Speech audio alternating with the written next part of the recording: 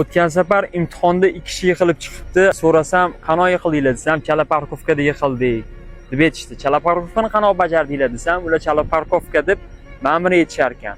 Parkovkaga kirishar ekan.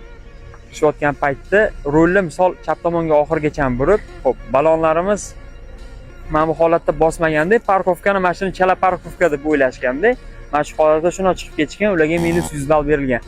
O'rtoqlar, bu chala parkovka hisoblanmaydi. Ko'pchilik mana shu holatda kirib, parkovka qildim chala deb o'ylab chiqib ketyapti-da, -100 ball berib imtihondan yiqilib qolyapti. Hozirlarga chala parkovkani o'rgataman, undan keyin to'g'ri parkovka qilishni o'rgataman. Videoni oxirigacha ko'ringlar.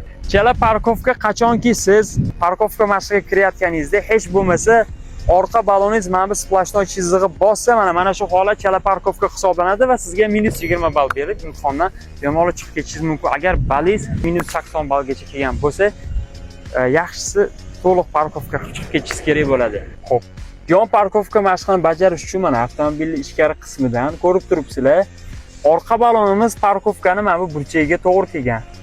Ko'rinib turibdi. Bu yoqda mana balon, bu yoqda mana orqa parkovka burchagi ko'rinib turibdi sizga. Mana shu holatda rulni o'ng tomonga oxirgacha burib olamiz. Keyin chap bokoviga qaraymiz. Chap bokoviga qaralganda mana balonimiz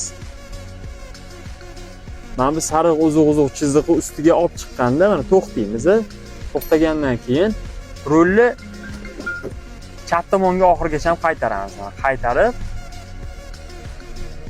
yana orqaga yurishni davom etamiz. Bokovilarga qarab olamiz yaxshilab. Mana Parkovkamiz ideal bajarildi.